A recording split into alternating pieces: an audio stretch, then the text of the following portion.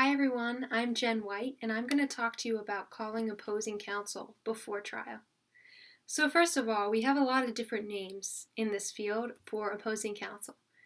So we sometimes call them trial counsel, trial attorney, ICE attorney, government attorney, OPLA attorney.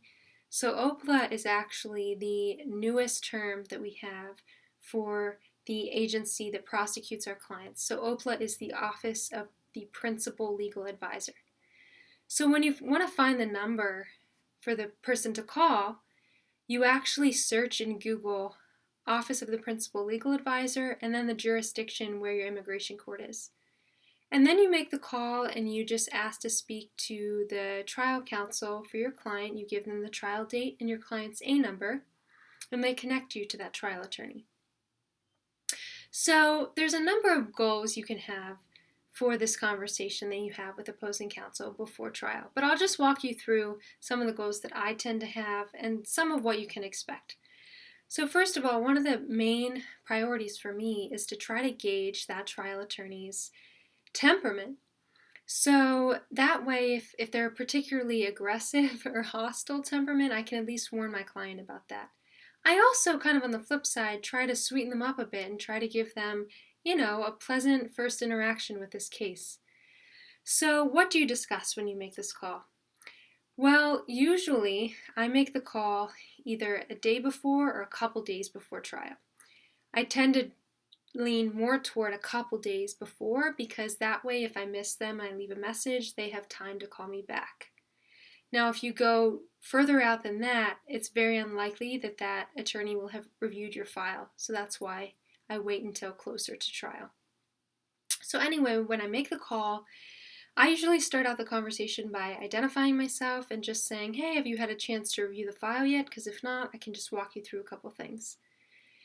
And oftentimes, they'll tell me they have not reviewed the file yet. Obviously, they're very busy. They may have been in court that day. And so if that's the case, I respond by giving them a brief synopsis of the case. So this is one of the reasons why we ask you to practice creating opening statements, because you give really a very brief opening statement, or you can during this call with your opposing counsel. So if they're not familiar with the case, I familiarize them with it in a concise way. I tell them about, if it's an asylum case, past persecution was XYZ. Protected ground is this. Fear component of the claim is this, and then I give a compelling, brief explanation of the facts. So that's kind of like an opening statement, right? So I do that to, one, paint the picture for them and try to make it compelling, something that grips them in some way, and also so that I can prepare them for what kind of case they're about to litigate. So sometimes OPLA has policies where they handle certain case types similarly. So even if they haven't read the file yet, they may still be able to have a conversation with me about the case if I give them a synopsis of that case. They can tell me about some things they might object to or some things they'd like me to cover on direct exam, for example.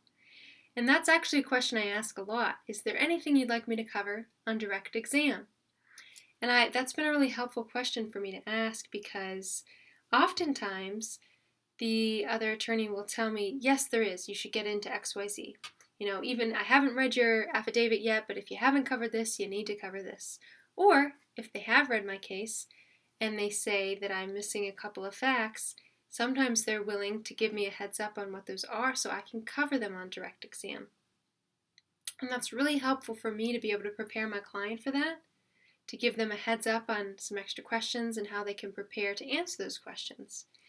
It's also really helpful for me to be the one asking the questions rather than my opposing counsel. So remember that your client is far more familiar and comfortable with you rather than a stranger who's trying to prosecute them, trying to deport them. So it's always better if you can take the initiative and really grab a hold of that testimony and do most of the question asking through your direct examination rather than your opposing counsel taking on more material in their cross-examination. So in whatever way you can get to those questions in this call with opposing counsel, try to do that. Try to simplify things for them so they have fewer questions to ask, because that will only benefit your client. Now, if they pick up the phone, I ask them if they've read the file, and they have read the file, then I usually just ask, is there any anything I can answer for you, any questions you have that I can clarify. And that, of course, can take the conversation in a number of different directions. But oftentimes this conversation is informal. A lot of times, from my perspective, it's about just trying to get a feel for that opposing counsel. And lastly, another topic you can cover is stipulations. So a stipulation is an agreement. So that's an agreement that the parties make in advance of trial so they can come to court and it can go more smoothly, more efficiently. So sometimes it can be hard to think of things that you want to stipulate to. Sometimes you're working a case that's an uphill battle. Arguments are hard to make. You don't necessarily want to raise any red flags for this opposing counsel before trial, so you're not even going to talk about stipulations. That's fine. Other times you have some things that you do want to talk about before trial because you think that it'll make the day of a little easier. For example, I can give you a common example I've dealt with frequently, and that is the one-year bar issue. So say you have a client who applied for asylum, but she did so more than 1 year after entry. So that means, of course, you have to argue that she's eligible for an exception to the 1-year bar, or the 1-year deadline for asylum applications. So say this client has a PTSD diagnosis. She suffered horrible trauma in her home country, and that diagnosis is written about in your psychological report that you filed with the court.